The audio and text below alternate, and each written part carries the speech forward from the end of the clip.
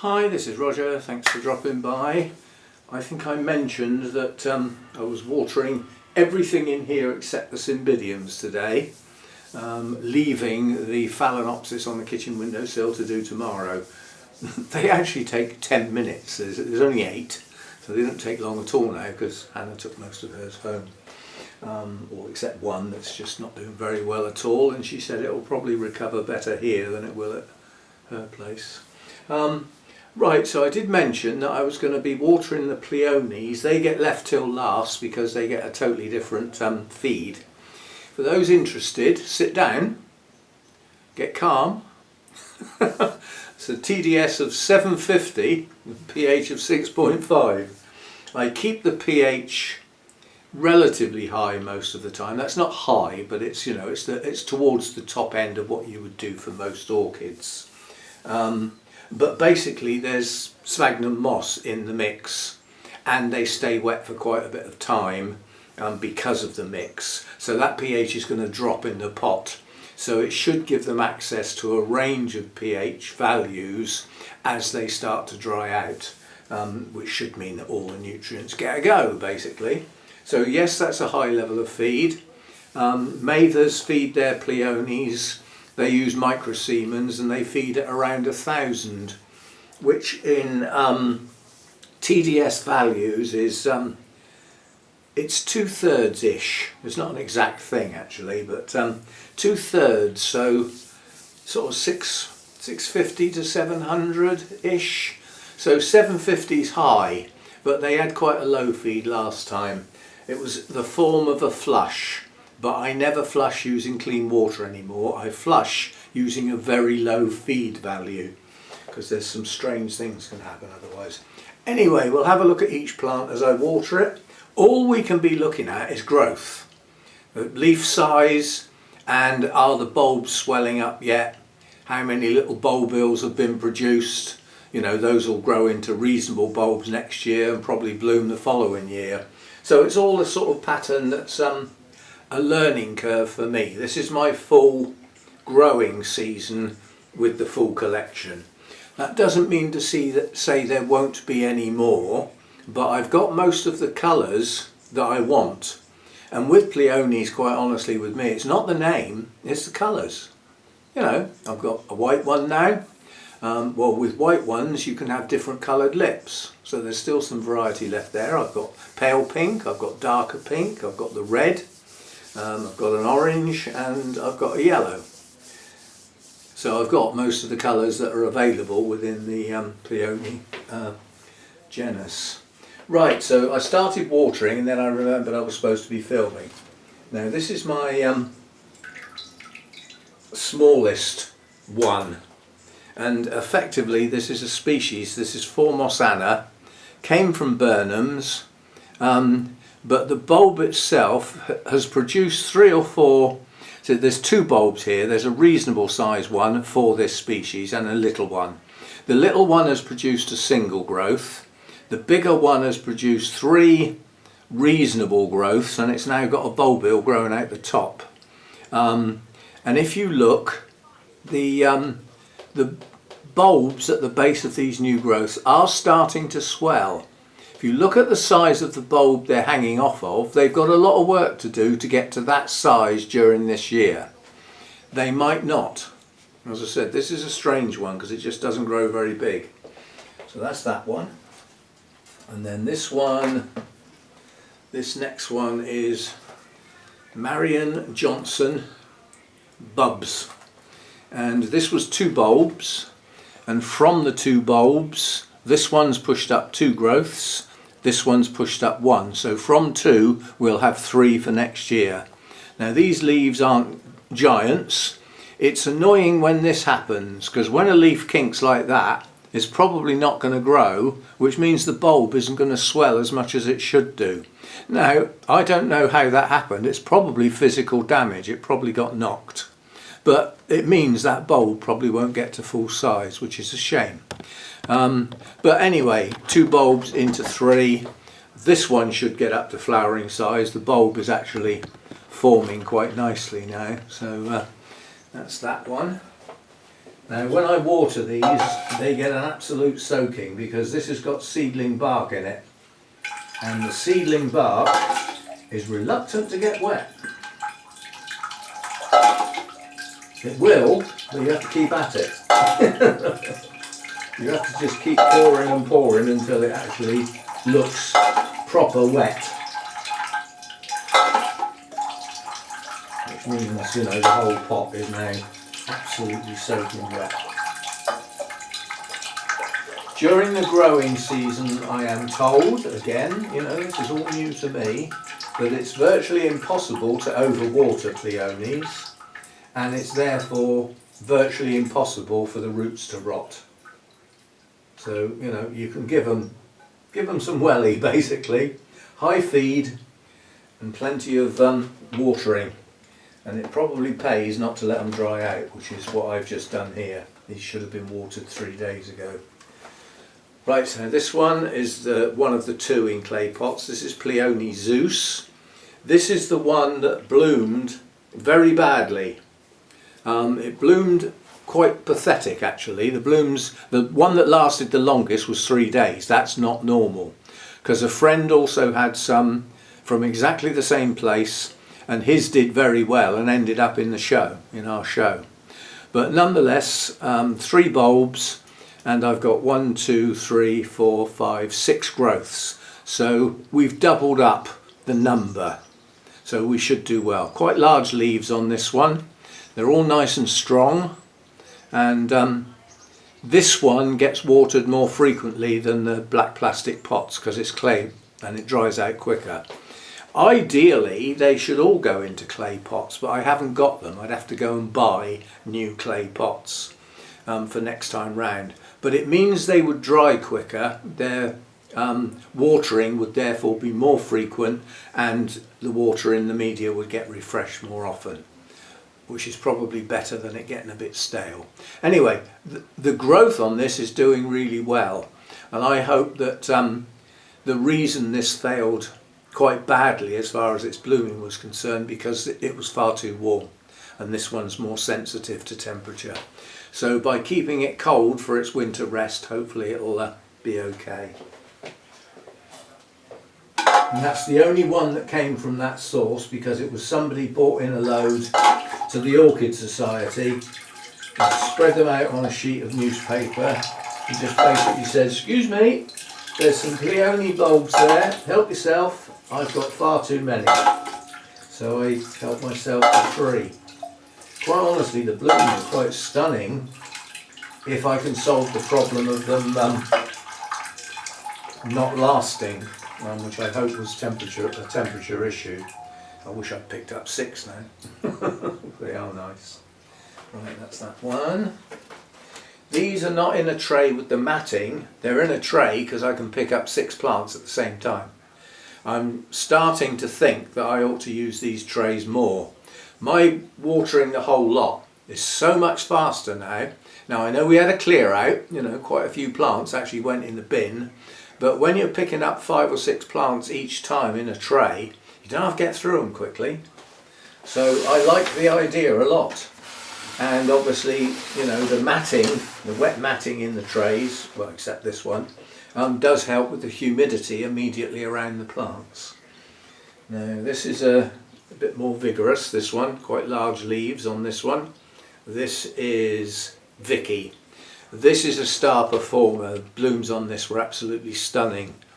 And I started with 3 bulbs, and I have 1, 2, 3, 4, 5, 6, 7, 8 growths, and there looks like some bulbils coming on the top of the bulbs. This is vigorous, this one. I think David Mathers said that this is a, whatever it's called, that word tri something or other, which means it's got, I think it's twice as many chromosomes or something. A bit technical for me, I'm not that technically minded, but it's one of the whiz kids basically that does really well. Nice big leaves. Now some of the growths are not as big, like this one. This is probably not going to get up to blooming size, but certainly this is, And if you look at the size of some of the bulbs in here, they're already swelling up. And in addition to that, on this one, the older bulbs are starting to shrivel already. You know, by the end of the year, they'll be gone. So anyway, that one's doing very, very well. Very well indeed. Pleased with that one. That came from Mathers.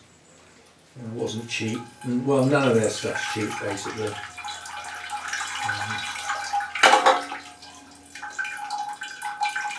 A lot of why their stuff isn't cheap is rarity value. A lot of their hybrids only exist with them because they're their hybrids. Now obviously as they start selling things off, they are starting to sell more and more. As time goes on, they end up with surplus and they are selling some stuff on because it puts money back into the foundation. So, you know, it goes to a good cause and everything. But yeah, more and more of their unique stuff will creep out into the wide world and then start spreading around. Because with the Pleiones, they can multiply quicker than most other types of orchids. If you think with an Oncidium how long it takes before you've got the ability to split the plant in two with two plants the same size as the one you started with. It's a few years, isn't it? Whereas with these bulk up really quick. Right, so now, this is not a star performer. This is Quizapoo peregrine. 2 bulbs, 3 shoots. This shoot, whoops, keep forgetting where my camera is. This shoot's swelling up nicely, as is this one. Leaves aren't a bad size, but I wouldn't say it's a massive performer. It's doing okay. And you know, if we had 2, actually there's 3 bulbs in there and 3 growths, so that's gone from 3 to 3, so that hasn't bulked up at all. I don't think these new growths have got very good roots somehow, because I can see one of them's wobbling and I can see the roots on the bottom of the bulb, and they're only about 1 centimetre long. So maybe this one just takes a while to root. But 3 new growths on top of 3 bulbs, so it's not going to bulk up. The idea is to get the bulbs as big and strong as possible so that next year they bloom and then each bulb produces at least 2. Then you've got your bulking up process going on. Right, this is another one. 2 bulbs and 2 new growths and some bulbils starting. This is Shantung Ducat, so this is the yellow one. Nice leaves, nice big leaves. The new growths are swelling up nicely, and the 2 bulbs have got little green shoots on the top. Those will be bulbils. Hopefully they'll get big enough to actually poke in a pot by the end of the year. But this is going to be slow to bulk up, you know. 2 bulbs, 2 new growths. So it's hopefully this high feed and keeping them well fed and watered through the growing season will put enough energy in them that next year not only do they bloom, but they also produce 2 growths instead of 1. That's the theory. The trouble is with the yellow ones, they've nearly all got the species Foresty eye in them, and that's a bit finicky, that one. They say it's one of the more difficult species to grow because it seems to be doing okay for a couple of years and then just keels over. Anyway, this has got nice leaves. The bulbs are swelling up nicely. They should be a good size bulb. This bulb here is almost the size of the bulb that it's growing off of, and it's only June. So this is coming on nicely, this one. Right, let's see if I can get the tray back in there, and then the rest of them are singles, so they'll come out individually. So I'm just getting this round the way I want it to actually go back in. Ugh. Right, that's that. Now let's get this one out of the way, because wherever it is, it's in the way. This is my real star performer. But then there's a lot of bulbs in the pot. The bulbs I already had, plus a lot from Helen, my friend Helen. So we've got a real good pot full here. And bulbils, there's all sorts going on here. And some of the bulbils have got roots going down over the bulb that they're growing out of into the pot. See if I can show you some, like here. Yeah, you can see the bulbils roots are going right over down into the pot. I don't know whether you can actually see that. So this is a really good pot full. We should get a good number of blooms on this next year, a good number. And again, this is one that has to get watered more frequently than the black pots, because it's a clay pot and it dries a lot faster. And it also holds a lot of water.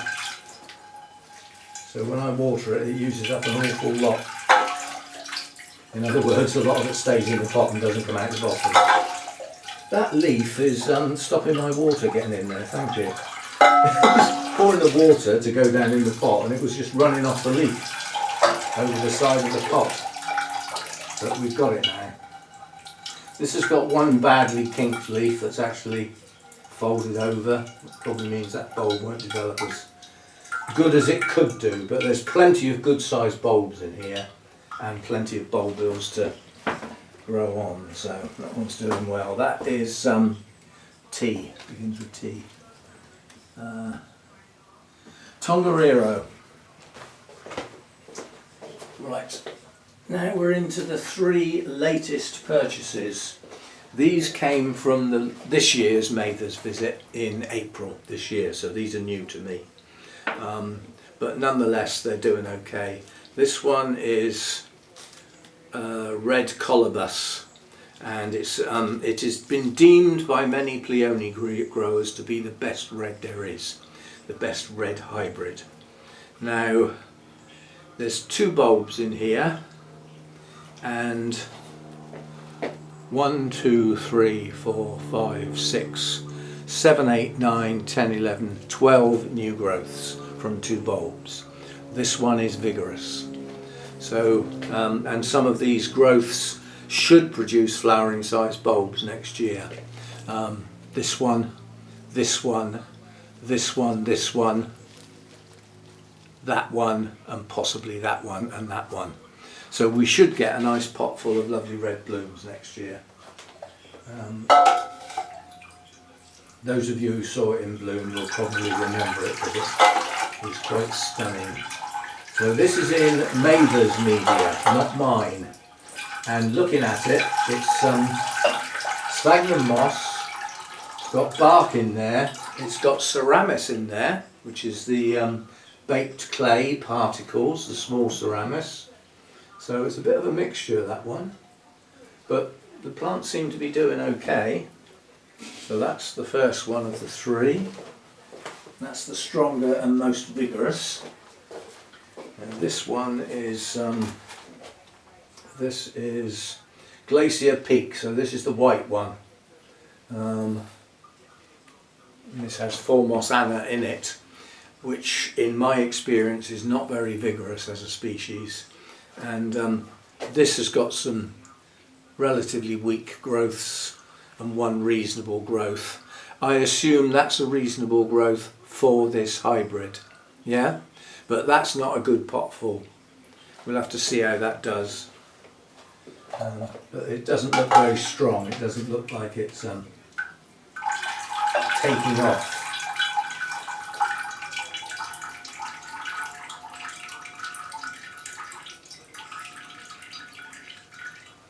That's that one.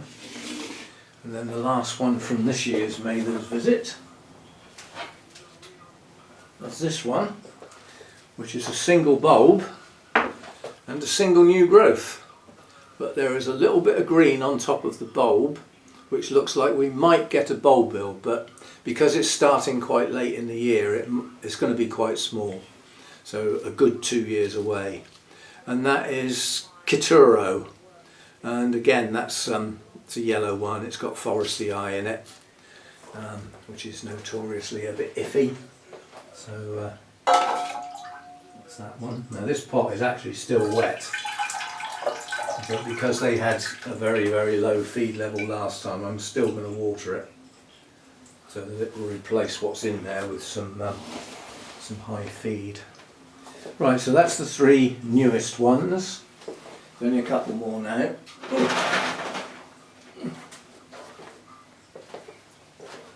Right, so this is 2 bulbs with 4 new growths. So where there was 2, where there was 1, there'd be 2 each time. And this is Hertha Kretz. And these blooms were very nice. And we've got 3 strong new growths with nice leaves, and 1 not so good, you know, a weaker one. That don't mean to say this is not performing well. You know, some of the bulbs are not strong enough to produce 2 full-size growths. Some of them will only produce 1, but at least this is having a go at 2 each on this one. So it's doing okay. No sign of any bulb ills, just the new growths on this one. So it's doing okay.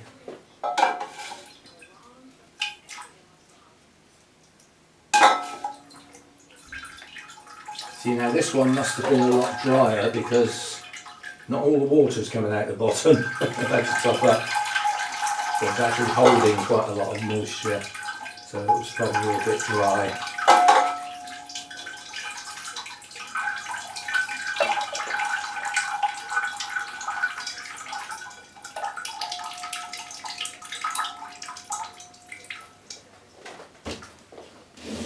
So that's that one. 2 more. Now this one again, this is 3 bulbs and 3 new growths. 2 good strong ones and 1 not quite so strong, it's a little bit thinner. This is, can't read that, Vesuvius, and it's leopard. Now again, this pot hasn't completely dried out, and I think possibly because it's only got 3 new growths, there's probably not a huge number of roots compared with some of the others. But as I said, nonetheless it's still going to get some feed. It's got nice leaves, you know, they're not huge, but that's the thing that's the variable, is the leaf size can be quite different on some of the species and hybrids. And you know, some of them do have quite small leaves. And it's not because they're weak, it's just, you know, like any other orchid, some are bigger than others.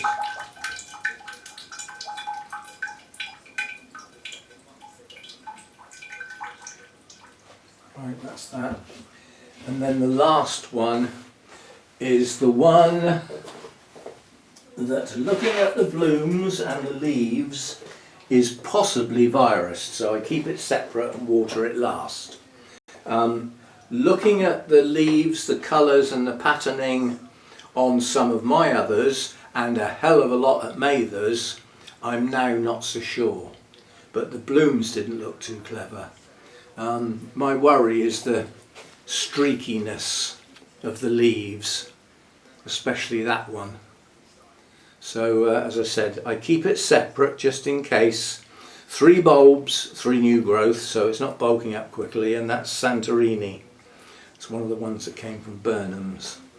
Now you can't have a go at Burnham's about a virus bulb, because they get them in from a local grower in dormancy, so they've got no way of telling what they're like. They just sell them on. So, you know, you take a risk basically. And this one is possibly virused. But time will tell, next year will tell. I mean, the bulbs are pushing on, it's growing okay. You know, the new growths are pushing on nicely, they're swelling up. They don't look weak or anything like that, so who knows, it might be okay. Again, could have been a temperature issue. That is possible. Now, because that is possibly virused, this bowl and everything to do with it has now got to be sterilised. Not that one, that one's okay. So that's still got some usable water in it. That hasn't had anything dripped into it, that's okay. But this will get sterilised, and the dish and the my little plastic glass. Right, so that's the Pleiones. Most are doing okay. I mean, you know, so I mean, if you look at something like that, that's a good potful. Good strong leaves, that's a good one. And then you look at something else like this, and that might be good for that one. But the difference is quite incredible. And I've got to get used to that sort of thing. And that's where these sort of update videos might come in handy next year. Because like when I get to this time next year, we could revisit this video and do a comparison. Yeah? And that would tell me whether that is the normal growth and size for that particular hybrid or species. I haven't got many species actually. In fact, I think there's only one, and that's the Formosana. And that is the smallest, tiniest one of the lot. Anyway, so that's an update on those. Growth seems to be going okay in the main. We've got some good bulbs growing, and we're in June, and some of them are showing some decent size in the swelling. They will not go into dormancy probably until the end of October, or that sort of time. We will see. So they've still got a lot of growing to do basically. The new growths would have started March, April time. So, you know, they've only had a couple of months so far and they've got far more than that to go. So hopefully they'll do very well. So that's that. This is Monday. That's finishing off my watering, which I said I had to do today. Now, some things that were also meant to be done today haven't been done. One of those is to pay the Orchid Society money in. I will do that tomorrow, and I am virtually out of water now, so the RO unit will have to go on tomorrow as well, fill up all my containers. And the only thing left to water is the Phalaenopsis, and they will get that watered down a bit, because that's a little bit strong for Phalaenopsis, 750. But I'll water that down to about sort of 550, 600. I've still got enough water to do that, and then that will be the end of that water. That can go then and get replaced by fresh. Get through quite a bit of water now. I've asked Hannah, because she has milk every week in these size containers, and I've asked her to keep a few behind, so I should get some extra containers this week, so I don't have milk anymore. And that means I can store more water because I'm using more.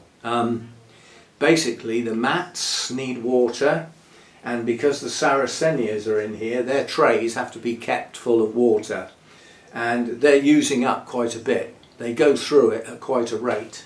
So that's extra water that I never used to have to do.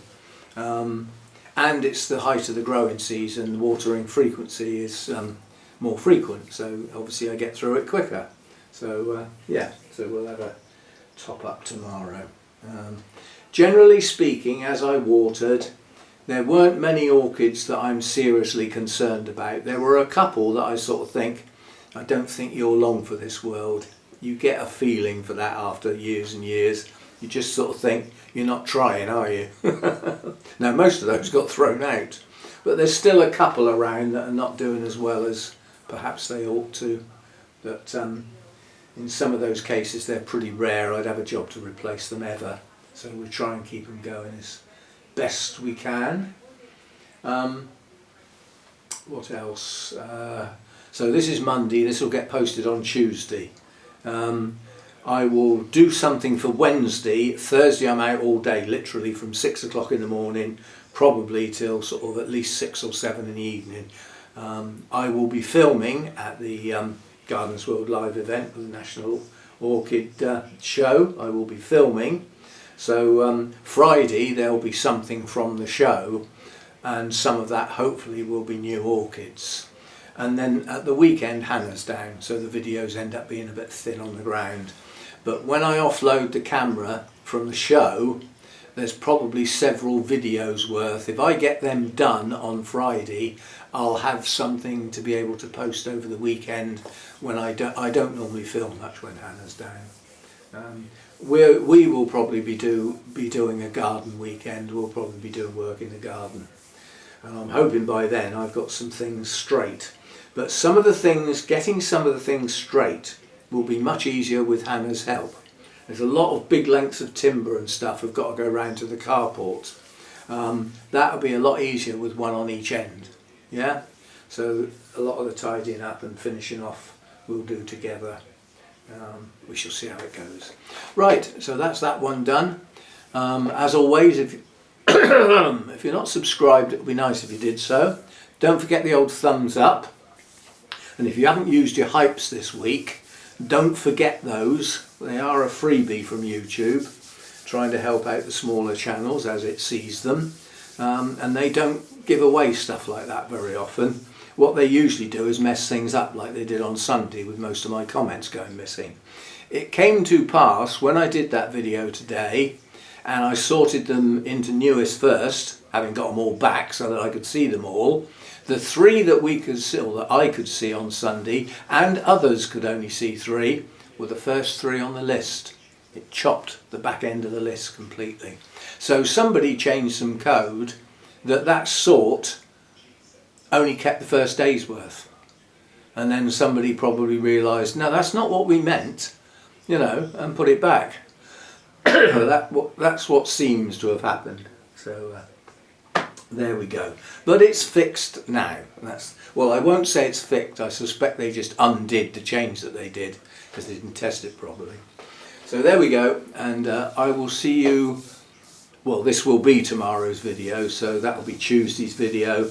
So I will see you in Wednesday's video, whatever that is. Bye for now.